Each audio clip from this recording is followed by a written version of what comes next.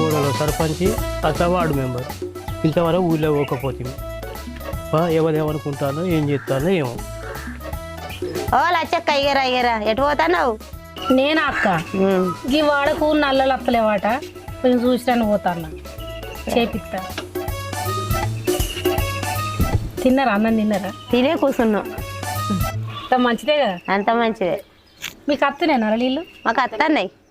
సరే మూరీలు మంచిగా తీస్తానా? తీస్తారు. రోజు వస్తాను కదా వాళ్ళు. ఇస్తారు. సరే. లచ్చక్కకేంది మహారాజు, కోడలు సర్పంచి అత్తవాడ నెంబర్ కాలు మీద కాలు వేసుకొని కూర్చుంటాను.